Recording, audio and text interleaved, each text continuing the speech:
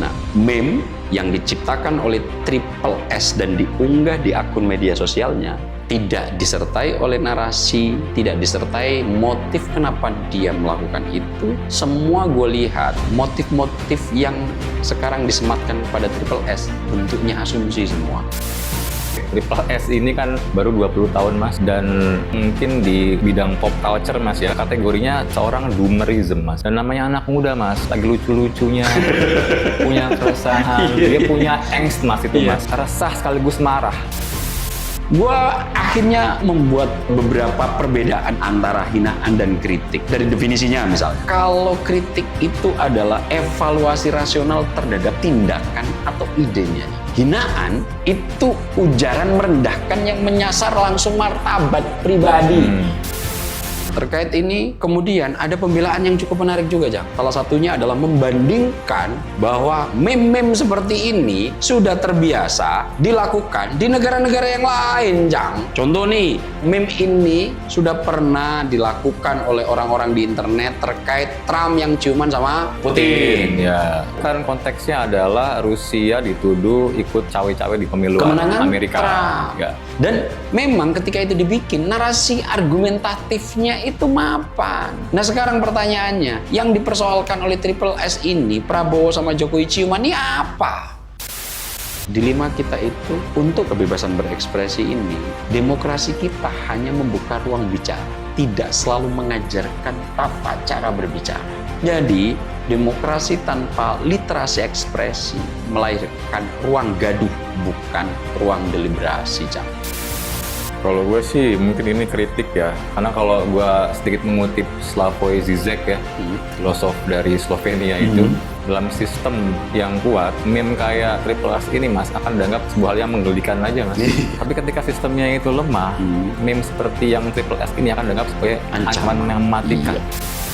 Hinaan tidak semuanya harus berujung pada pidana, Cang. Dan gue masih bersyukur sih, Cang. Dalam konteks ini Presiden Prabowo Subianto meminta orang kepercayaan beliau yang sangat menjadi tulang punggung, Profesor Sufmi Dasko Ahmad, untuk segera menangani ini. Dan Bang Dasko memerintahkan langsung Bang Habibur Rahman untuk turun terjun langsung menjadi penjamin. Terima kasih telah berkenan singgah di channel ini ya. Jangan lupa tekan tombol subscribe dan nyalakan lonceng notifikasinya. Selamat menyimak!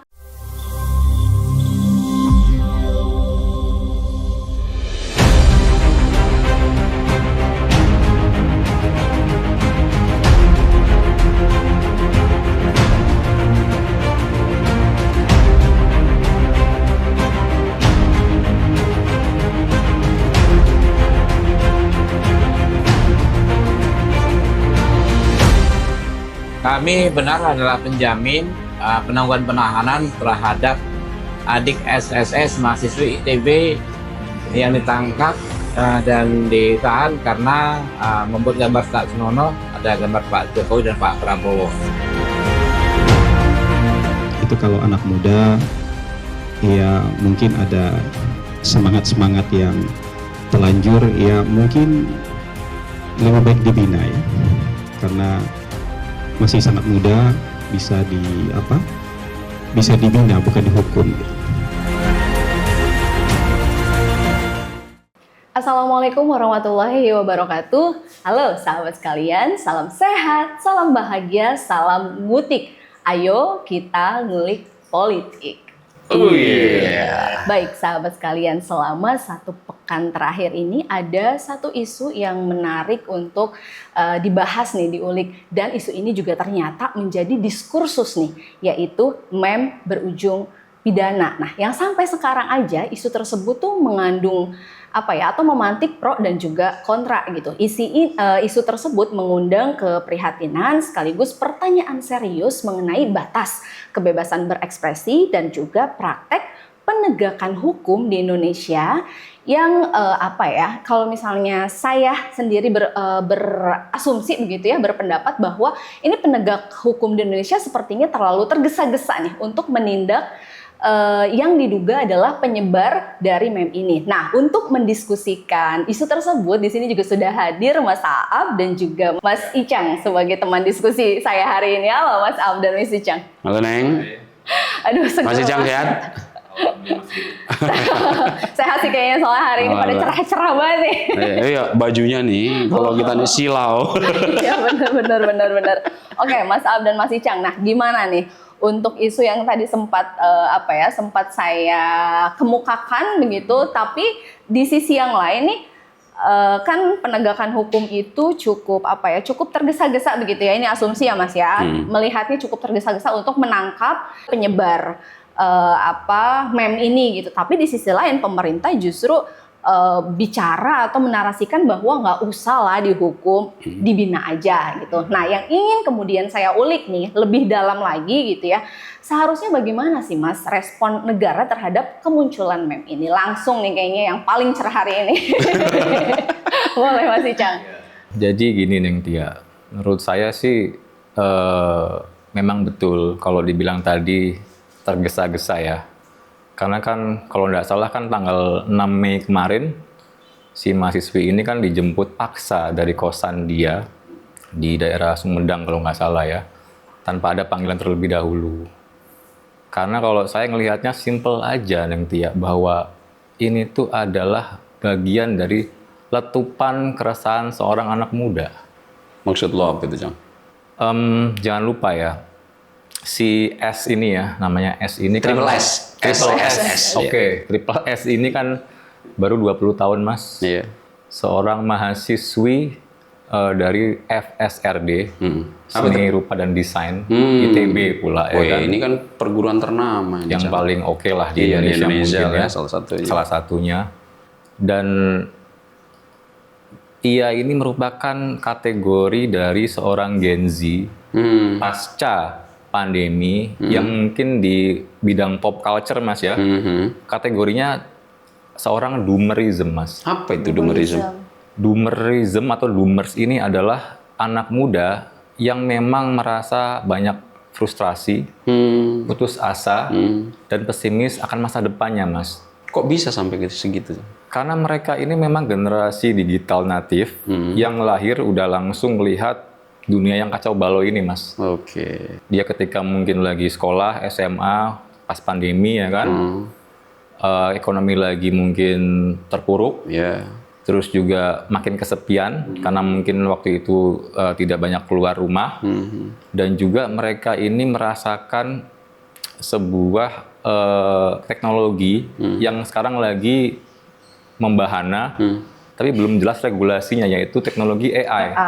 Oh. Jangan lupa, si SSS ini kan seorang mahasiswa seni rupa, bahwa dia itu berarti punya pemahaman yang mendalam soal seni dan desain. Oh, berarti kita bisa berasumsi ini kan salah satu sektor yang akan terancam keberlangsungannya profesinya adalah desain ya.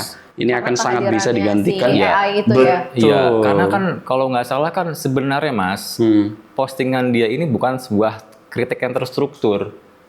Lebih seperti semacam spontanitas dia aja. Yang dia itu posting dengan kata-kata read this kan.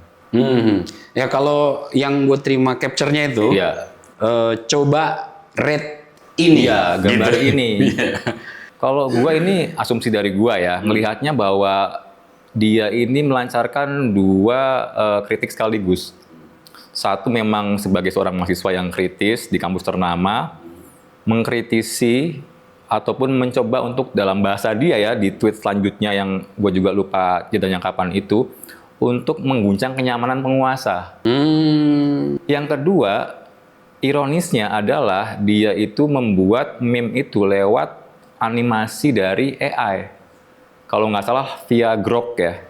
Grok kan itu kan dia embed dengan Twitter atau X sekarang itu kan. Oh, jadi ketika buka Twitter bisa langsung terafiliasi langsung transfer ke Grok, tinggal masukin prompt, mungkin apa perintahnya, bikin mungkin gambar. salah satunya yang Pak Prabowo dan Pak Jokowi dianimasikan sedang berciuman. Ya, betul. Dan itu menurut gua hal yang sangat normal buat anak sekarang, Mas. Normal? Normal sekali, terutama gini Mas, gua pun mengalami itu dulu ketika masih mungkin setelah kuliah ya, tahun 2008-2009. Pionirnya itu adalah ada 3 menurut gua. Satu 9gag, itu adalah produsen meme terbesar saat itu. Ya. Kedua 4chan, semacam forum yang isinya itu banyak animator-animator. Yang ketiga itu forum yang kaskusnya di luar itu namanya Reddit. Itu sudah terbiasa sekali itu untuk membahas hal secara vulgar, Mas. Oh gitu ya. Yes. Dan namanya anak muda, Mas, umur 20 tahun. Lagi lucu-lucunya, punya keresahan, dia punya angst, Mas, itu, Mas. Iya. Angst itu Angst apa tuh?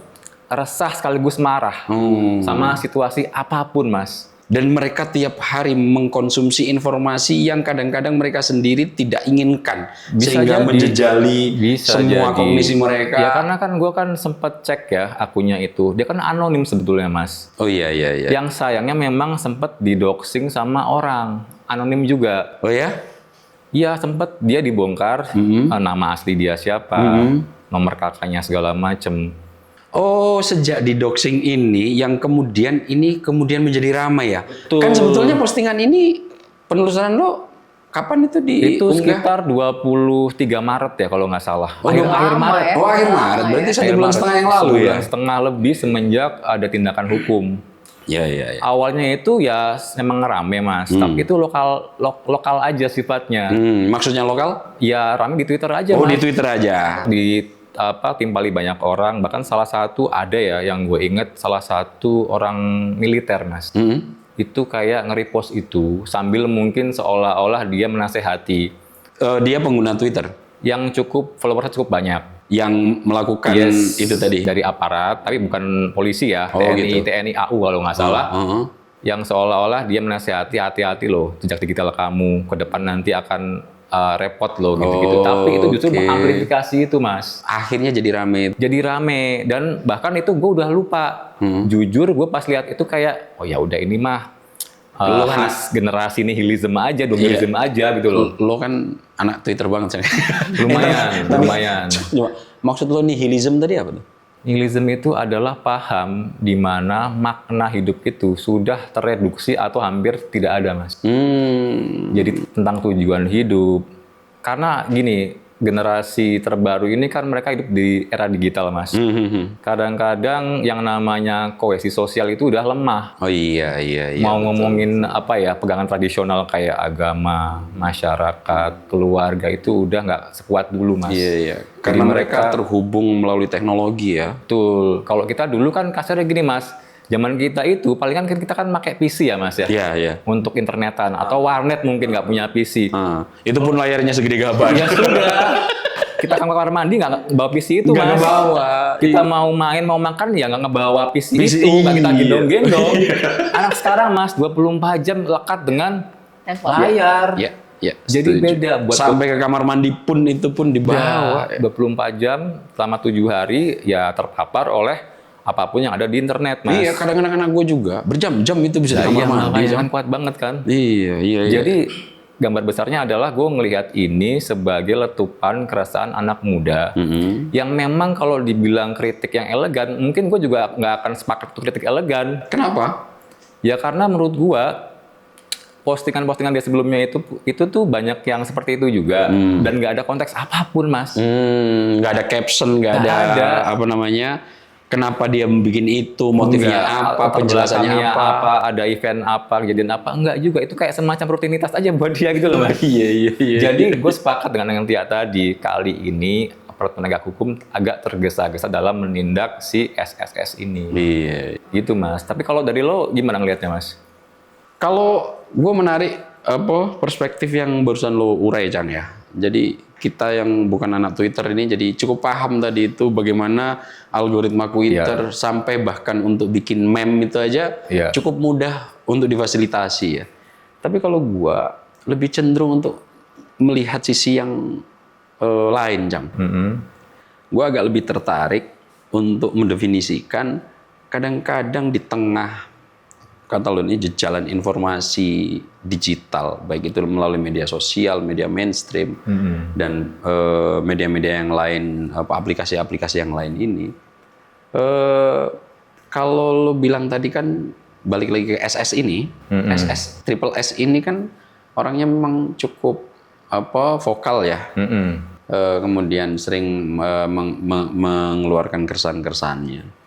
Nah, gue ngelihat ekspresi ini kan kemudian menjadi salah satu bentuk diskursus yang sudah melibatkan lembaga-lembaga penting masyarakat madani loh. Oh iya. Ya kan? Amnesty Internasional sudah berkomentar, YLBHI juga ya. sudah berkomentar, kemudian akademisi dari UI juga sudah berkomentar. Artinya ini memantik sebuah perdebatan lama yang mungkin ini juga menjadi perhatian terkait UU ITE, Jang. Ya. Antara menghina dan mengkritik gitu. Oke. Nah, gue lebih suka untuk mengurai itu lebih dalam karena bagi gue di tengah diskursus yang cukup rumit kita membedakan mana informasi yang betul-betul faktual dan mana yang itu diproduksi dalam konteks manipulasi, kita agak cukup sulit tuh membedakan kritik dan hinaan salah satunya. Oke. Nah, dalam konteks si SS ini, sebelum gue akan ngurai itu, gue jadi teringat ini salah satu background teori yang mungkin ini cukup pas jika kita pakai untuk menelaah sebagai alat bedah memahami kasus si SS antara ditangkap polisi karena perbuatan asusila atau menghina gitu ya. Di sisi lain itu adalah dinarasikan sebagai kritik. Nah, mungkin alat bedah yang akan gue pakai itu Austin sama Prout itu pernah mengemukakan bagaimana berujar itu tidak hanya menyatakan sesuatu, tapi ketika kau menyatakan berbicara itu juga bertindak sesuatu dalam waktu bersamaan. Iya. Maksudnya gimana tuh? Nah, maksudnya begini, ketika kau mengatakan sesuatu, ketika kau berujar, tidak hanya mengungkapkan sesuatu, tapi sekaligus kau telah melakukan sesuatu. Nah, teorinya disebut sebagai speech act teori makanya. Speech act teori. Speech act teori. Jadi teori tindakan berujar. Nah, untuk mengurai ini si Austin itu kemudian agar mudah mencermati, mengklasifikasikan ketika kita berujar itu menjadi 3 kategori gitu. Nah, kalau dalam, lo kan sastra nih, Cang. Sastra Rusia nih kan. Pernah UI dulu lah kan. mungkin Alhamdulillah lulus lah ya. Lulus kan, lulus ya. Ada jasanya. Ijazahnya. Nah, kalau dulu di secara semantik gitu, mana kata, ini kan menjadi salah satu bidangnya. Nah, si Austin ini ketika kita berujar membagi 3 kategori itu. Yang pertama, ketika kita berujar itu disebut sebagai lokusi. Bahasa Indonesianya locution act gitu. Aksi berujar, misalnya ini botol gitu. Ya udah ini botol gitu. Nah, ini pernyataan literal, lokusi biasa yang artinya netral, tidak ada apapun di dalamnya, tidak ada bentuk apapun di dalamnya sampai hal ini dikomunikasikan kepada yang lain. Oke. Nah, ketika sudah dikomunikasikan kepada yang lain, maka dia akan berimplikasi pada 2 hal tuh. Ada ilokusi, ada perlokusi. Apa ilokusi? Ilokusi adalah ketika lo mengungkapkan ini botol, maksud lo apa?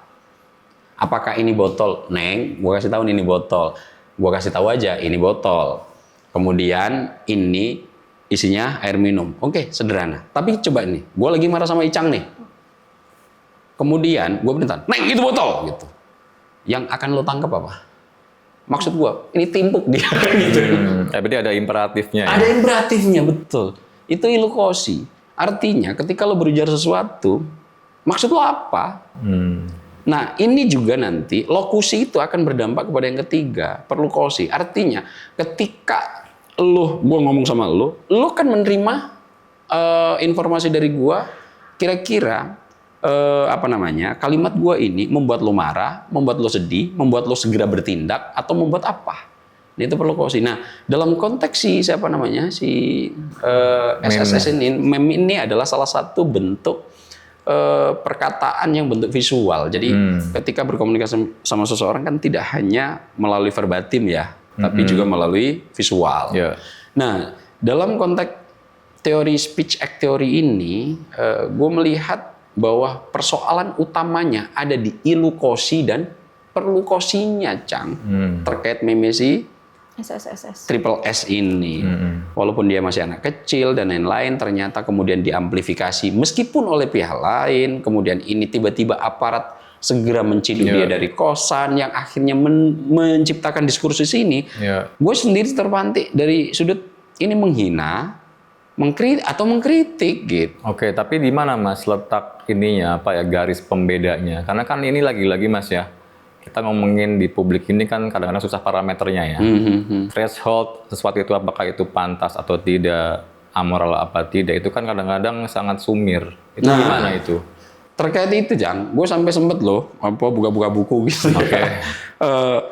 Ingin menjawab pertanyaannya di kepala gue sendiri gitu. Sebetulnya kita untuk membedakan antara hinaan dan kritik itu di mana limit batasnya Iya. itu ya. Nah, akhirnya daripada gue salah, gue sampai bikin catatan nih, Jang. Oke. Ya kan? Sampai bikin catatan hanya untuk bisa mendefinisikan terkait dengan beda kritik dan beda hinaan. Gitu. Tadi kan letak persoalan si Triple S ini ada di sektor ilukosi dan perlukosinya. Ternyata ketika dia mengunggah sesuatu, bagi dia mungkin netral, seperti kalimat lo yang tadi itu, Jang. Normal, wajar. Normal, wajar. Rutinitas. Tapi ketika kemudian ilukosinya nggak diterapkan, nggak diungkapkan, nggak diuraikan, maksud dia apa untuk bikin ini? Karena captionnya tadi apa cuma? Read this. Iya. Akhirnya apa? Orang bertanya-tanya, berasumsi, meskipun belakangan motifnya ditafsirkan oleh banyak pihak yang makin memperkeruh suasana. Kenapa? Karena motif itu berdasarkan asumsi, tidak langsung keluar dari si Triple S. Nah, ini akhirnya kan menimbulkan diskursus. Amnesty International memahami itu sebagai kebebasan berekspresi, LBHI juga sama, kemudian dosen akademisi UI juga sama, yang akhirnya diskursusnya tidak cukup bisa mengurai fakta empirik sebenarnya. Nah, gue mencoba mau melihat itu tuh, Jang. Nah, perlukosinya ternyata yang tersinggung bukan orang yang disematkan langsung di situ. Siapa yang visualkan untuk berciuman? Pak Prabowo. Pak Prabowo dan Pak Jokowi. Ya. Sampai detik ini beliau berdua tidak berkomentar. Ya, ini kemudian menjadi diskursus. Nah, ini kan overlap nih bagi gua kan. Nah, sekarang sebetulnya untuk memahami ini akhirnya gue sampai bikin catatan nih, Cang. Nah, kan tadi gue bilang letak persoalannya ada di ilukosinya, maksudnya nggak disampaikan, perlukosinya, kemudian respon yang diberikan, penerimaannya juga berbeda kan, karena tidak ada penjelasan.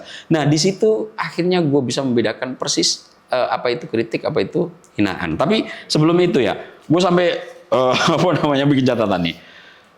Kritik sampai gue definisikan, gue ngambil KBBI ini, Jang.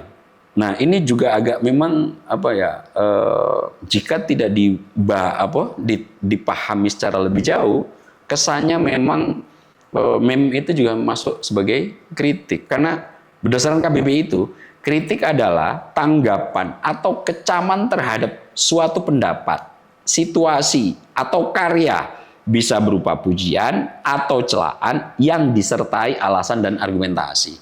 Nah, jika berhenti tanggapan atau kecaman kan selesai.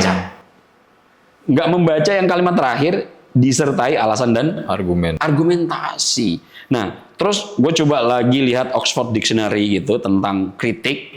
Itu dalam bahasa Inggris, the expression of disapproval of someone or something based on perceived fault or mistake, often involving a detailed analysis and judgment. Jadi, kritik itu sebetulnya perasaan ketidaksetujuan. Disapproval ya? Iya, disapproval kan, Jang. Yang itu kemudian diuraikan, tapi lagi-lagi ada analysis and judgment, ada penilaian di situ, ada analisa di situ, ada argumentasi di situ. Jadi kalau gua lihat, kalau berdasarkan dua ini, berarti kritik itu bentuk penilaian terhadap suatu tindakan, ide atau karya yang berbasis argumentasi dan analisis. Nah, akhirnya gua nggak puas dengan itu. Gua mau buka-buka buku lagi. Oke, ada lagi yang lain. Ada lagi. Coba. Nah, dalam ranah akademik ya, dalam ranah akademik, kritik itu akan gua nukil aja. Mungkin lo nanti juga bisa, mungkin ingatan-ingatan lo tentang tokoh-tokoh, filsuf, pemikir, dan kaum cendekiawa lo bisa ulik nanti ya. Tapi dalam akademik, gua nukilkan gitu ya, dalam Critique of Pure Reason itu. Nah, menurut Kant, Immanuel Kant, itu Kritik is the examination and evaluation of the limit and capacities of reason. Coba bayangin. Jadi kritik itu adalah upaya menguji, mengurai, mengevaluasi terhadap kapasitas limit-limit alasan itu, letak kesalahannya ada di mana. Ada reasonnya dong. Ada reasonnya kan di situ. Nah, kritik bentuk evaluasi atas dasar rasionalitas kan. Nah, dalam tradisi ini kritik bukan caci maki kalau gue lihat, tapi upaya pencerahan intelektual loh. Gua lagi nih, kayaknya ini belum cukup. Nih gua ngulik lagi Habermas nih dalam The Structural Transformation of the Public Sphere.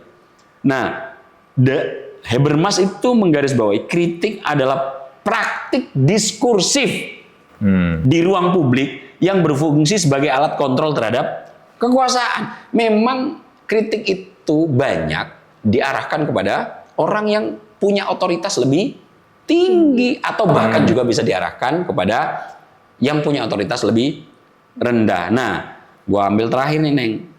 Chomsky, Noam Chomsky. Ini kan Linguis juga tuh. Linguis juga. Kritik yang baik adalah yang menyasar kebijakan, struktur kekuasaan, dan logika sistem, bukan menyerang orang secara personal. Nah, kesimpulannya, kalau gue ngelihat dari definisi ini itu, kritik adalah tindakan evaluatif berbasis nalar yang ditujukan pada fungsi sosial dan tindakan, bukan terhadap identitas Personal. pribadi. Jadi kesimpulannya yang kemarin gimana? Tapi belum nih, kan Masih kita ada. baru kritik nih. Nah, definisi hinaannya gue urai dulu biar perbedaannya. Tadi kritik itu ya, sekarang Iya. hinaan masuk. Sekarang ya. hinaan. Nah, definisi hinaan. Tadi kan kamus bahasa Indonesia nih, ya kan? Kalau KBBI, hinaan adalah perkataan atau perbuatan yang menyatakan, merendahkan, atau mempermalukan orang lain. Kalau seandainya orang mengurai argumentasi, kemudian orang tiba-tiba malu, kan efek dari kritik kita itu terserah dari yang menanggapi. Tapi kalau langsung misalnya, Cang, kacamata lo jelek tuh, Cang. Apakah itu kritik?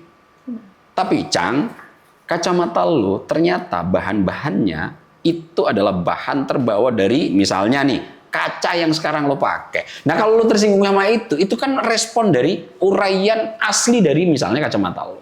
Atau kacamata lo, Cang, ternyata bahannya adalah bahan terbaik. Kalau lo merasa terbang tinggi karena itu merasa pujian, ya itu terserah lo Itu kan. subjektif ya. Subjektif. Tapi kan uraian yang gua katakan barusan itu adalah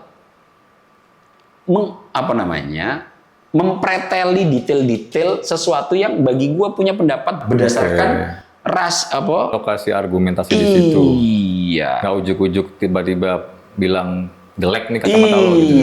Iya. Nah, yang kayak begini ini kan menjadi agak cukup kabur di kita nih, Cang. Yang kedua, gua nukil dari Black Law Dictionary ini. Jadi ini banyak digunakan dalam ranah hukum dalam kasus pencemaran nama baik. Oke. Ya. Nah, di Black Law Dictionary ini, insult is an expression or action intended to demean, degrade, or affront another person's dignity.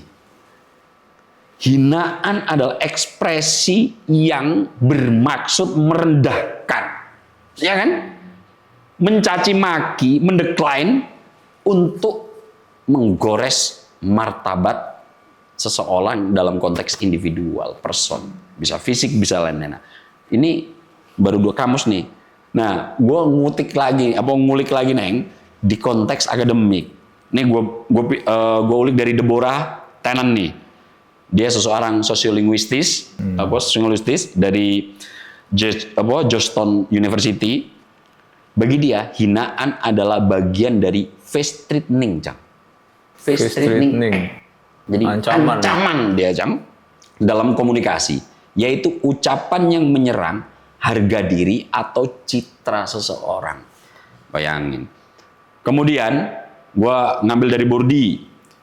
Hinaan adalah bentuk kekerasan simbolik atau symbolic violence di mana ujaran digunakan untuk mengukuhkan dominasi dan merusak martabat lawan.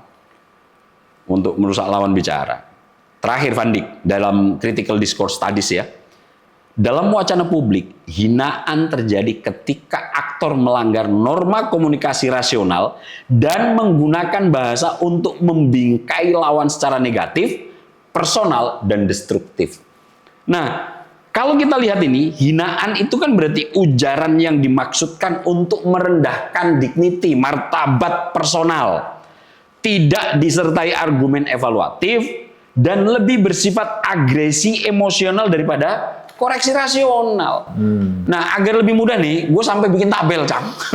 Wah, niat Ya. banget, Mas. Gue sampai sangat tertarik untuk mengulik ini. Sebetulnya orang kan kadang-kadang membedakan antara hinaan dan kritik itu cukup kabur dan bias di tengah informasi yang cukup menyeruak padat ini gitu.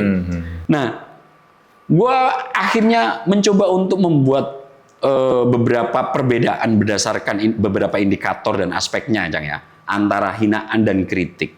Nih, gue lihat dari definisinya misalnya. Kalau kritik itu adalah evaluasi rasional terhadap tindakan atau idenya. Hinaan itu ujaran merendahkan yang menyasar langsung martabat pribadi. Bentuk muka, bentuk hidung, pendek, tinggi, gemuk, kurus, itu kan dignity fisik gitu, Cang. Yang itu nggak boleh disentuh sama sekali. Kemudian dalam tujuan, gue melihat kritik itu mendorong perbaikan dan akuntabilitas. Tapi untuk hinaan, itu biasanya tujuannya untuk melukai, mempermalukan, atau menjatuhkan harga diri. Gitu. Dalam aspek tujuan. Dalam basisnya, landasan pondasinya, kalau kritik itu argumentatif. Sifatnya ada reason. Bertumpu pada fakta, dan dia harus ditata oleh etika diskursus, bahasa pembukaan lo tadi nih, ya kan? Nah, kalau hinaan itu basisnya adalah emosi, marah, sedih, kemudian frustasi gitu, stigma atau serangan personal basisnya itu. Misalnya, Cang, kacamata lo jelek, itu karena mungkin gue punya persoalan pribadi yang belum terselesaikan, tanpa gue harus mengurai. Kenapa gue mengatakan kacamata lo jelek gitu. Nah, itu udah masuk hinaan. Nah, dari sini kan batasnya jelas. Sekarang kita ke efek sosialnya. Ini kan yang terjadi ini sekarang efek sosialnya. Yang sampai detik ini Triple S belum pernah mengatakan motifnya apa. Belum pernah menceritakan kenapa dia melakukan dan membuat itu, mengunggah itu. Tapi tafsiran di efek sosialnya udah gila-gilaan itu. Semua lembaga penting-penting masyarakat madani ikut mengomentari, bahkan penguasa pun turun tangan, alat negara langsung mencokok dia dari kosan loh. Ya, tapi kan memang respon dari satu yang gue pertama kali lihat itu Hasan Nasbi ya. Tapi sebelum itu, Cang, Ya. gue masih ada 2 lagi nih. Masih ada lagi? Oke, silakan kita kasih. Nah, efek sosialnya biasanya, Cang, kritik itu dipantik oleh yang mengemukakan akan menjadi diskursus. Tapi untuk hinaan menimbulkan permusuhan dan polarisasi konflik. Nah, ini bedanya nih untuk efek sosialnya. Nah, dalam konvensi sosial, hukum-hukum yang tidak tertulis, biasanya kritik itu sesuai norma debat atau etika komunikasi loh, Jang. Nah, kalau hinaan menabrak norma komunikasi publik. Nah, terkait dengan kategori-kategori ini, akhirnya kan kita cukup bisa membedakan mana itu hinaan, mana itu kritik. Pertanyaan berikutnya. Nah, meme yang diciptakan oleh Triple S dan diunggah di akun media sosialnya, Prabowo Subianto sebagai Presiden Republik Indonesia secara definitif, Joko Widodo sebagai mantan Presiden Republik Indonesia kemudian berciuman, tidak disertai oleh narasi, tidak disertai oleh reason, tidak disertai motif kenapa dia melakukan itu. Semua gue lihat motif-motif yang sekarang disematkan pada Triple S bentuknya asumsi semua. Karena bagi gua belum pernah itu keluar dari kuasa hukum si Triple S atau dari Triple S sendiri gitu, Cang. Nah, inilah yang kemudian kita di tengah tumpah ruah informasi yang kita tidak pernah minta pun hadir di gadget kita, hadir di handphone kita, menjejali yang kadang-kadang itu akan membuat kita marah sendiri, jengkel sendiri, sedih sendiri, ketawa sendiri, dan informasi itu betul-betul penuh di otak kita yang kadang-kadang kita terpantik itu untuk secara emosional pribadi keluar dengan begitu saja gitu. Nah, di tengah yang semacam ini ada baiknya nih kritik, kemudian hinaan ini masyarakat yang mudah-mudahan yang menonton ini bisa sedikit membedakan mana itu kritik, mana itu hinaan. Intinya kritik mengarah kepada fungsi jabatan, perilaku seseorang, bukan mengarah kepada sisi personal, identitas, nama, labeling, fisik, sara. Harus mulai bijaksana menggunakan jemari kita untuk mengeluarkan sesuatu yang kadang-kadang itu akan ada aspek perlu kosinya, Jang. Bahwa apa yang kita buat itu tidak hanya sekedar menyampaikan sesuatu, tapi kita telah bertindak sesuatu. Nah, dalam konteks alat bedah speech act theory tadi itu, hati-hati terkait kita dalam berpendapat, mengemukakan sesuatu, karena jika kita ingin mengurai kenegatifan seseorang atau pemerintah, kekuasaan, argumentasi harus mapan. Dan ada alasan kuat dalam menyampaikan itu. Karena kalau enggak, seperti kasus ini, kalau misalnya menurut lo, dengan kategori-kategori ini, menurut lo, meme itu masuk pada kritik apa? Masuk pada hinaan? Udah ke hinaan kayaknya, Mas. Kalau gue sih memang itu gini Mas, secara substansi gue nggak ada masalah dengan tadi yang lo urai ya. Iya. Tapi lagi-lagi gue ngelihatnya kan konteks Mas ya. Iya. Sebagai warga negara, apalagi masih muda. Tadi gue kan sempat ngomong ya, sebenarnya dari pihak istana kan sudah merespons dengan cukup bijak ya. Mas Hasan Nasbi yang sering kita gibahin itu bilang kan sebaiknya dibina, jangan dibinakan. Gue sepakat itu dengan konsep restoratif justice ya, pemulihan. Terus juga Habibur Rahman dari fraksi Gerindra ya sudah bersedia jadi penjamin untuk penahanan, itu sudah oke. Tapi kan di tengah iklim demokrasi ini Mas ya, gue coba untuk mengutip secara bebas seorang filosofer, logikawan abad 20, Karl Popper, Mas. Dia kan banyak nulis tentang open society ya, masyarakat terbuka, bahwa di sebuah masyarakat yang sehat, seorang warga negara itu seharusnya, seyogyanya bisa melakukan kritik tanpa takut untuk dihukum, Mas. Gue setuju. Karena mau gimana pun ketika masyarakat itu jadi takut untuk berekspresi, menyuarakan keresahannya, itu adalah pertanda awal negara menuju otoritarian. Bahkan pembungkaman ya. Betul. Bahkan ini tafsiran gue pribadi ya tentang Karl Popper ya. Karl Popper sendiri pun mungkin nggak akan membela kualitas meme itu, Mas. Tapi beliau akan bersikukuh bahwa membungkam kritik dari Triple S ini akan lebih bahaya dari isi meme tersebut. Jadi kalau dari segi definisi segala macam, gue nggak ada masalah dengan tadi yang lo urai panjang lebar itu, dan thank you lah buat pemahaman baru gue gitu kan ya. Gue pun nggak bisa bilang itu kritik yang elegan juga. Tapi lagi-lagi ini tuh seorang anak muda Mas yang anak muda itu masa-masanya rebel Mas. Gue jadi ingat ini Mas, filmnya Marlon Brando. Apa itu? The Wild One kalau nggak salah judulnya, tahun 1953. Di situ dia jadi seorang pengendara geng motor yang lagi mampir di sebuah bar. Ditanya dia sama seorang di situ, lo itu kan bikin onar mulu ya. Sebenarnya apa sih yang lagi lo rebelin tuh apa? Lo ngelawan apa? Jawabannya cuma simpel, Mas. Apa? Lo punya apa? Jadi lo punya apa juga rebel gitu? Semuanya akan direbelin sama dia, Mas. Dia bilang, what do you got? What are you rebel against, kan? Jawabannya, what do you got? Lo punya apa? Kan gua berontakin semua gitu loh. Kalau anak muda, Mas, umur 20 tahun, lemas, lesu, nggak ngapa-ngapain, kan sedih juga gitu loh, Mas. Apalagi anak muda itu testosteronnya apa?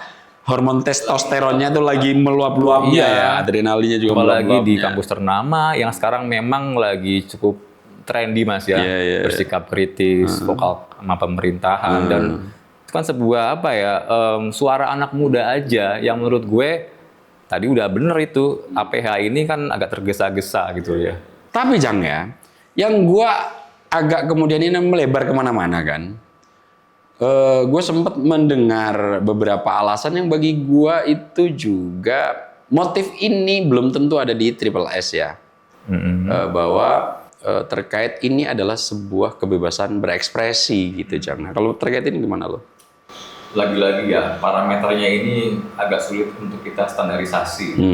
Tapi gue masih percaya ya bahwa yang namanya society, masyarakat itu kan punya parameter moral. Yang mana kita hidup di Indonesia, bangsa ketimuran, yang punya norma-norma kesusilaan, yang kadang menurut gue itu sudah tidak nyambung dengan generasi muda. Oh iya, ada kan, gap ya. Ya mungkin Triple S ini terbiasa dengan forum-forum dia yang lokal, Mas, ya. Bahkan di situ juga anonim kan, kan bukan akun personal yang tertutup publik secara luas. Tapi ya gara-gara ini sudah ditutup publik luas, jadinya kan semua orang bisa nimbrung. Dan semua orang itu punya threshold yang beda-beda. Betul. Mana yang mungkin tabu, mana yang enggak. Itu kan jadi campur baur ya. Kalau gua pribadi melihat di Indonesia itu memang parameter yang paling clear dan mungkin banyak orang sepakat itu adalah jangan sampai menyinggung SARA. Karena kan aku lihat juga, Mas, tadi kan lo bilang urai panjang lebar soal mencederai martabat orang. Kalau gue juga ngelihat bagaimana dampaknya itu mencederai orang banyak atau enggak. Oh iya, gue jadi inget nih salah satu tokoh apa namanya, kapitalis neoklasik itu, John Stuart Mill, terkait dengan kebebasan berekspresi. Oh, Mill Inggris itu ya? Dia ada salah satu prinsip yang bisa kita rujuk untuk kebebasan berekspresi ini, Jang. Jadi dia mengatakan, siapapun berhak melakukan atau bebas mengekspresikan apapun yang dia mau, tapi itu bukan tanpa limit. Nah, apa yang membuat dia ada batasnya? Harm. Apa harm itu? Jangan? Mencederai, merugikan orang lain. Kalau dalam teorinya dia yang sangat terkenal itu the harm principle. Jadi prinsip kerugian. Lo boleh berekspresi bebas sebebasnya, tapi mesti bebas sebebasnya kecuali ada limitnya. Limitnya apa? Harm, kerugian orang lain. Gue tanya ke lo nih, lo punya nggak hak berekspresi untuk teriak-teriak? Punya. Punya kan? Nah, coba kau di rumah lo nih, lo teriak malam-malam jam 12 gitu. Apakah kemudian ekspresi lo yang teriak jam 12 malam itu kemudian masih bebas? Enggak. Ada harm principle. Jadi kebebasan berekspresi itu wajib dan sangat dilindungi dalam negara demokrasi. Akan tetapi dia tetap punya limit, the harm principle yang kata Stuart Mill itu. Nah, kadang-kadang untuk membedakan mana kebebasan berekspresi dalam konteks negara demokrasi, ini aja masyarakat kita masih banyak yang agak cukup salah paham begitu. Dalam konteks ini kebebasan berekspresi, kebebasan berekspresimu itu ada the harm principle sebetulnya. Dan ini kadang-kadang, Cang, seringlah di komplek perumahan gua dan lain-lainnya, kebebasan ini dimaknai tanpa batas yang kemudian ini akhirnya membuat akar konflik terus mengembang. Nah, yang kayak begini-begini ini yang menjadi pemicu utama. Cang. Tapi lagi-lagi Mas, itu kita kan ngomongin tadi di ruang fisik ya. Agak lebih jelas tuh Mas. Sesimpel gini lah, ada orang ngomong seenaknya. Dia kan kalau secara langsung nih Mas, dia akan mikir-mikir dulu, dia kan refleksi dulu, karena bisa gue tonjok langsung Mas. Iya. Tapi kalau di ruang cyber Mas, ruang digital, itu kan sekatnya nggak jelas. Iya. Apalagi kemarin di putusan MK yang terbaru kan, bahwa huru hara di ruang digital itu nggak masuk tindak pidana. Iya. Karena beda dengan di ruang fisik ya kan. Betul. Dan lagi-lagi kita ngebahas soal sifat dasar dari internet, terutama di X atau Twitter itu kan sangat anarkis ya. Iya. Semua orang bisa nimbrung, semua orang bisa nimpal, bisa reply, bisa nge-repost. Jadi memang di sini memang kalau gue lihat sih memang agak sulit untuk membedakan limit-limitnya di mana. Kalau tadi lo nanya ke Neng Tia kan di rumah jam 12 malam itu kan jelas ya. Lokusnya jelas. Di ruang cyber Mas, memang ini agak tricky gitu loh. Nah, makanya Jang, gue tadi mencoba sampai sedikit meluangkan waktu untuk bikin kategorisasi tadi itu.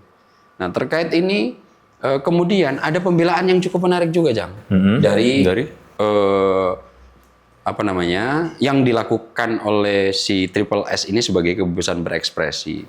Salah satunya adalah membandingkan bahwa meme-meme seperti ini sudah terbiasa dilakukan di negara-negara yang lain, Jang. Kan? Iya. Contoh nih, kalau ada yang mengemukakan, gue sempat nyatet nih, misalnya meme ini untuk berciuman ya, sudah pernah dilakukan oleh orang-orang di internet terkait Trump yang ciuman sama Putin. Ya. Nah, yang paling monumental.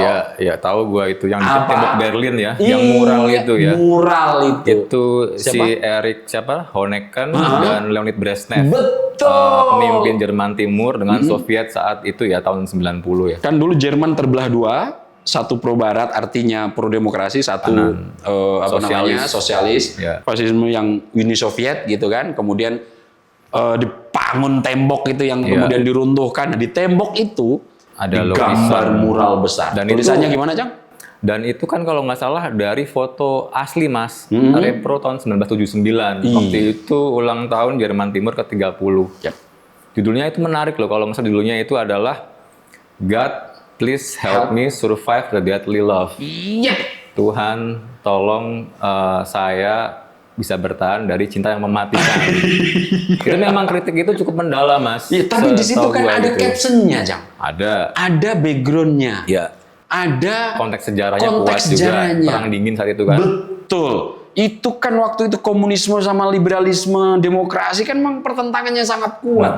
Dan Jerman sampai harus terbelah dua gara-gara perdebatan ideologi itu. Ya. Dan yang lebih jauh lagi, meme-meme semacam ini, literasi masyarakatnya sudah panjang. Amerika yang memang sangat menjunjung individualistis.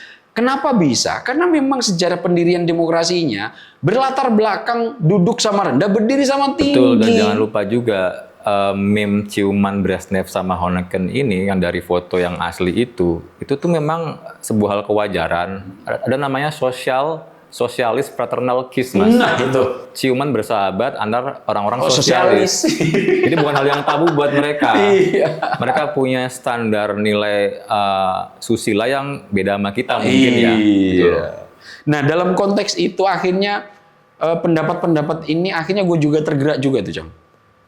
Apakah kemudian jika di negara lain itu oke, di kita juga harus oke gitu? Nah, karena gue lihat kalau di era itu, kemudian di era Putin yang ciuman sama Trump, itu kan konteksnya memang pemilu dan polarisasinya cukup kuat. Ada kritik keras terhadap Trump yang begitu cukup Rusia ya. ke Rusia. Kan konteksnya adalah Rusia dituduh ikut cawe-cawe di pemilu Kemenangan Amerika. Trump. Ya. Dan memang ketika itu dibikin, narasi argumentatifnya itu mapan. Ya. Nah, sekarang pertanyaannya, yang dipersoalkan oleh Triple S ini, Prabowo sama Jokowi ciuman, ini apa? Konteks historisnya nggak ada. Akhirnya orang menduga-duga. Ya. Berasumsi. Kalau seandainya kritik ini kemudian si Triple S mengatakan bahwa ini berciuman karena Jokowi ini deadly. Mungkin kalau seandainya motif tadi itu si tembok Berlin mural itu deadly love, apanya yang deadly gitu? Cinta yang mematikan mungkin Iya. antara Jokowi dan Prabowo sebagai makanya. matahari kembar mungkin. Nah, matahari kembar. Nah, akhirnya kan kita menduga-duga, Cang. Asumsi sih. Asumsi memang. kan? Iya. Karena tidak ada rujukan total yang bisa kita jadikan pijakan untuk melihat itu. Akhirnya tafsiran kemana-mana. Akhirnya gue bikin bagian lagi nih, Cang. Yoi. Gue karena Ada melihat lagi ini. nih. Iya, jadi bagian ini. Kira-kira perbedaan total antara meme yang dibuat oleh orang-orang yang memvisualisasikan Trump ciuman dengan Putin atau si siapa namanya Brezhnev berciuman dengan Honecker gitu. Kalau gue lihat ada perbedaan signifikan gitu, Jang. Nomor satu, misalnya aspeknya ya, dari konteks historis jelas meme Trump Putin, Brezhnev Honecker itu kan Brezhnev sama Honecker itu kan konflik geopolitik. Ada komunisme perang lawan liberalisme, sosialis lawan demokrasi, dan waktu itu konteksnya pemilu AS. Sekarang meme Prabowo Jokowi yang dibuat oleh mahasiswa ITB apa? Tidak dijelaskan apa captionnya? Read this. Kemudian hadir mendadak yang kata lo tadi itu Iya. muncul dengan begitu saja dan anonim. Iya, nggak ada konteks, ada kejadian apa, nggak. Nggak ada sama sekali, menyeruak begitu aja loh. Iya. Itu konteks historisnya. Konteks dalam tradisi simbol. Kalau seandainya meme Trump Putin Brezhnev Honecker itu ada sejarah Bruderkus namanya dan karikatur politik itu udah biasa di sana seperti ciuman sama sesama orang sosialis itu hal yang lumrah gitu. Tradisi gitu. Nah, sekarang meme Prabowo Jokowi apa? Tidak ada tradisi simbol visual yang sejenis itu di Indonesia loh. Dianggapnya vulgar ya, Mas. Vulgar. Karena apa? Cang, laki-laki sama laki-laki ciuman, LGBT aja di sini masih dilibas loh, Cang. Kita aja kalau antar laki-laki nih kesenggol gitu kayak, wah Apa sih? Iya. Kita aja kan gitu ya. Nah, yang ketiga, kalau kita lihat dari narasi dan argumentasi eksplisitnya, meme antara Trump Putin, Brezhnev sama Honecker gitu, ya jelas. Mural yang di tembok Berlin, captionnya apa tadi? God help me. Survive deadly love. Cinta yang mematikan. Disertai caption. Ada berita follow up ketika si Trump ciuman sama Putin. Kok ini seolah-olah menjadi kacungnya Putin kan gitu intinya. Kenapa? Karena kebijakannya memang sangat pro ke sana kan. Ya lagi-lagi Mas, kalau kita udah bahas tadi ya panjang lebar bahwa motif aslinya kita nggak pernah dengar ya langsung. Nggak pernah tahu. Tapi sebelum itu, Jang, kalau kita bandingkan dengan meme Jokowi, tidak ada penjelasan atau framing makna. Sama sekali. Framing makna sampai detik ini hanya diterjemahkan dan diinterpretasikan orang lain. Yes, betul. Oke kan? Kemudian target kritik. Kalau meme Trump Putin, Brezhnev Honecker jelas hubungan politik strategis, diplomatis, geopolitik global. Nah, kalau ini cuma relasi personal antara dua tokoh, mananya yang mau dikritisi? Ya itu lagi-lagi Mas, konteks aja udah beda banget ya. Itu kan kalau nggak salah di bagian, gue lupa namanya, Is Gallery kalau nggak salah. Iya. Emang itu tuh satu sepanjang berapa meter atau kilometer itu kan dibuatlah semacam mural khusus. Yang memang nggak mungkin orang sembarangan ya. Iya. Itu pelukis yang mungkin sudah punya konsep segala macam. Sedangkan ini anak muda umur 20 tahun. Yang mungkin kalau gue boleh mengutip sedikit Freud Mas ya. Mungkin itu semacam unek-unek yang harus dia keluarin supaya dia agak lebih bisa coping mechanism dia untuk tetap waras Mas. Mekanisme pertahanan dia ya. Tapi bukan untuk tetap hidup, tapi tetap waras di dunia yang sangat absurd ini gitu loh.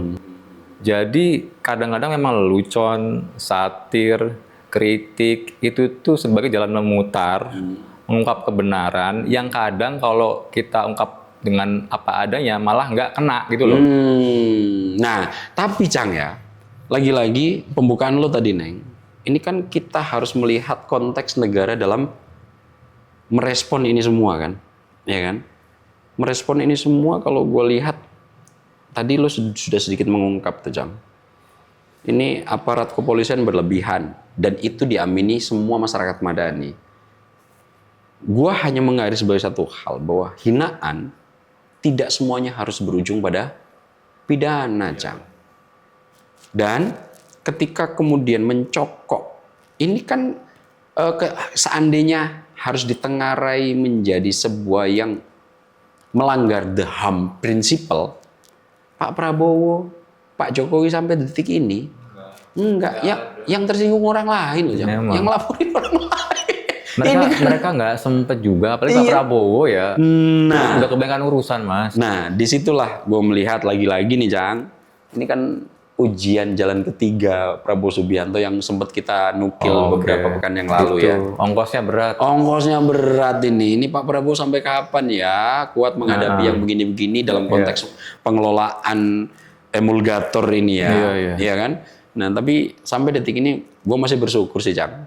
Gue sepakat dan sependapat sama lo, negara dalam konteks ini Presiden Prabowo Subianto meminta orang kepercayaan beliau yang sangat menjadi tulang punggung, Profesor Sufmi Dasko Ahmad, untuk segera menangani ini. Dan gue dengar gitu, Bang Dasko memerintahkan langsung Bang Habibur Rahman, Ketua Komisi 3 sekarang, untuk turun terjun langsung menjadi penjamin. Menjadi penjamin agar ini tidak berlarut-larut. Sudahlah, Pak Prabowo juga tidak perlu, benar kata lo, banyak urusan yang harus diselesaikan. Tapi dalam konteks ini, gue cukup mengapresiasi sikap bahwa ini sudah bisa reda dengan cara yang cukup dibina kan. Tadi lo Ketua PCO Mas Hasan langsung mengungkapkan bahwa sudah ini anak muda yang masih meledak-ledak. Mas Hasan juga pernah dalam posisi itu. Akhirnya mereka hanya perlu meskipun bahasa dia orba banget ya, dibina ya, karena dibina itu dalam tanda baik sekali itu bahasanya. Iya, nah akhirnya kemudian Bang Dasko, Pak Prabowo bisa kita lihat sikapnya melalui keterangan Bang Habibur Rahman yang mengatakan bahwa udah cukup, saya akan menjadi penjamin dan ini tidak perlu dilanjutkan dalam proses pidana. Karena nanti ini kan yang paling dirugikan harusnya Prabowo Subianto dan Joko Widodo, dan mereka yang harus, jika ada HAM prinsipil yang dilanggar, maka Pak Prabowo dan Pak Jokowi lah yang harus merasakan kerugian itu. Dan ini sampai detik ini enggak. Dan kemudian banyak dipersoalkan juga oleh masyarakat madani atau beberapa kalangan yang kalau seandainya ini soal kebebasan berekspresi, harusnya ini kan butuh pengaduan lah ya. Ini tanpa pemanggilan, tanpa pemeriksaan dan lain-lainnya, tiba-tiba langsung jemput paksa. Nah, yang kayak begini-begini memang masih perlu evaluasi lebih dalam lah. Nah, menurut lo gimana, Cang? Gue kalau langsung inget ini ya, politisi yang sekarang juga ada di pemerintahan Pak Prabowo, jadi wamen PKP. Siapa tuh? Bang Fahri Hamzah. Oh iya, menurut gue udah lama beliau nggak ini ya, muncul kayaknya sibuk bekerja di belakang layar kayaknya itu. Gue bisa bilang dalam konteks ini beliau jadi seorang teladan, Mas. Terkait? Karena waktu itu pernah bilang waktu jabat jadi wakil ketua DPR bahwa jangan-jangan hidup orang yang mencaci pejabat publik ini lebih getir dari isi kritiknya, Mas. Oh iya? Ya. Mas Fahri pernah bilang gitu, saya itu pejabat publik, digaji oleh publik, dari publik dapat mandat, ya nggak apa-apa gitu loh. Saya tanggung kegetiran hidup Anda sebagai seorang sesama manusia, dibilang kayak gitu, Mas. Itu make sense banget loh, jangan-jangan emang lagi pusing, lagi mikirin utang mungkin ya, tapi emang lagi main Twitter, sih, ya kan. Jangan-jangan hidupnya segetir isi atau lebih pahit dari isi kritiknya itu. Jadi jangan baper, kasarnya kan gitu ya, mau bilang gitu. Iya. Tapi terakhir nih, Neng. Jadi memang kita berdemokrasi sudah 80 tahun, Cang ya. Masih banyak dilema-dilema yang kita hadapi, ya kan? Masih banyak persoalan-persoalan yang sampai detik ini belum terselesaikan secara rapi. Banyak kalangan ingin mengaplikasikan demokrasi secara letter lock. Secara plek-tiplek, yang kemudian ketika itu di negara pemunculan demokrasi itu menjadi nilai yang wajar, tapi ketika kita adopsi ke sini itu menjadi sedikit terkendala. Gue melihat karena memang kadang-kadang kalau gue ngambil analogi kita sebagai spesies gitu ya, kita manusia berapa sekarang jumlahnya di dunia nih? 8 miliar ya? 8 miliaran. Sekitaran. Coba bayangin ya, dari 8 miliar itu, sidik jarinya ada yang sama nggak? Nggak. Retinanya ada yang sama nggak? Maka kita melihatnya harus kasuistis kan? Pun kasuistis. Nah, secara general sama, mereka butuh asupan makanan, ini analoginya ya. Akan tetapi ada beberapa makanan yang kadang bagi spesies Homo sapiens tertentu, itu yang sebetulnya sangat berguna dan bermanfaat, itu kadang-kadang mencederai loh. Contoh paling sederhana, gue ambil contoh nih, udang gitu. Untuk beberapa beberapa spesies ini adalah mengandung protein dan sangat berguna. Bagian-bagian makanan otak, ada omeganya, ada ininya dan lain-lain. Tapi bagi spesies-spesies tertentu, ini akan menimbulkan gatal-gatal gitu karena alergi kan. Nah, hal-hal yang semacam ini terkait dengan misalnya kalau mengambil analogi meme-meme kayak gini di luar negeri tuh biasa-biasa aja gitu. Kalau gue lihat agak cukup berbeda. Kalau lo tadi, kita ini budaya ketimurannya tinggi.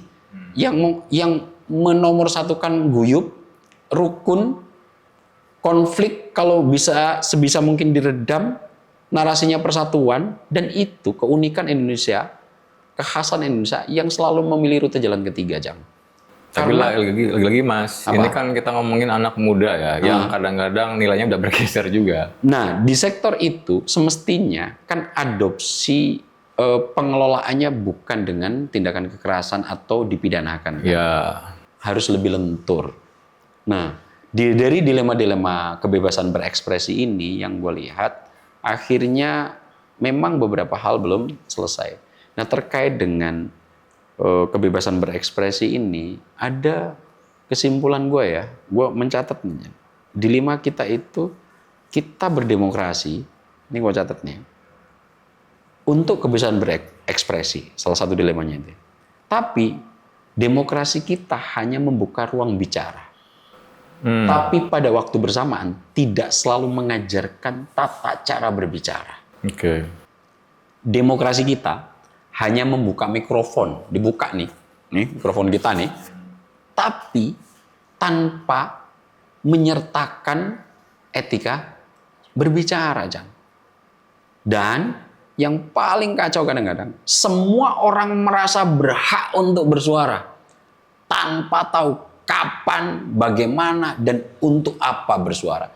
Jadi, gue menyimpulkan demokrasi tanpa literasi ekspresi melahirkan ruang gaduh, bukan ruang deliberasi, Cang. Oke. Nah, termasuk terkait meme yang diproduksi dan disebarkan oleh Triple S ini. Kita akhirnya cukup rancu untuk membedakan mana hinaan dan mana kritik. Kalau lo terakhir gimana? Kalau gue sih mungkin ini kritik ya terhadap gambar besarnya sistem politik kita. Karena kalau gue sedikit mengutip Slavoj Zizek ya, filosof dari Slovenia itu, dalam sistem yang kuat, meme kayak Triple S ini Mas akan dianggap sebuah hal yang menggelikan aja Mas. Kan ditepis kayak ketombe aja udah. Gitu aja. Tapi ketika sistemnya itu lemah, meme seperti yang Triple S ini akan dianggap sebagai ancaman yang mematikan. Iya. Jadi gue berharap sih kita bisa memperkuat sistem kita juga supaya hal kayak gini kelak itu akan dianggap sebagai kayak ketombe aja yang ditepis aja di pundak Iya, kita. Gitu. mudah-mudahan kita ini juga yang kita obrolin ini ada sedikit membawa kontribusi meskipun 0,00 sekian Iya. ya. Karena kan lagi-lagi dari Anabel kita Mas ya. Iya, analisis apa Anabel? Analisis game. Oke, nah, silakan. Oke. Lo dari tadi nggak ngomong-ngomong, Neng. Enggak, tapi hanya ingin menyimpulkan aja sih Mas. Ternyata Apa? kan kita udah 1 jam nih ya. gitu. Udah 1 jam lagi. Nggak berasa di tengah diskursus ini nih. Iya. Ternyata sudah 1 jam berlalu gitu. Artinya juga kita sudah harus mengakhiri diskusi mengenai ini gitu. Tapi mungkin yang jadi concern atau yang bisa di-highlight begitu, kebebasan berekspresi itu boleh-boleh aja asal dilandasi sama literasi yang tepat pastinya ya Mas ya gitu ya. Jangan sampai nanti buat gaduh nih, buat huru hara kalau yang Huru hara nongol lagi nih, Acang. gitu sih. Nah, Buat sahabat ngutik sekalian juga kalau mau mengekspresikan diri nih, memberikan komentar, kritik dan saran ya kepada kita semua, monggo yuk kita terima, langsung aja sematkan di kolom komentar Skala Survei Indonesia ya gitu. Akhir kata saya Tia Fitria dan juga dua teman diskusi saya Mas Aab dan Mas Icang pamit undur diri. Wassalamualaikum warahmatullahi wabarakatuh. Salam sehat, salam bahagia, salam ngutik. Kita sudah selesai ngulik politik. Terima kasih sudah menonton video ini sampai akhir ya. Agar tidak tertinggal video-video kami selanjutnya, yuk jangan lupa tekan tombol subscribe dan nyalakan lonceng notifikasinya. Dan untuk berdiskusi silahkan tulis pendapatmu di kolom komentar ya.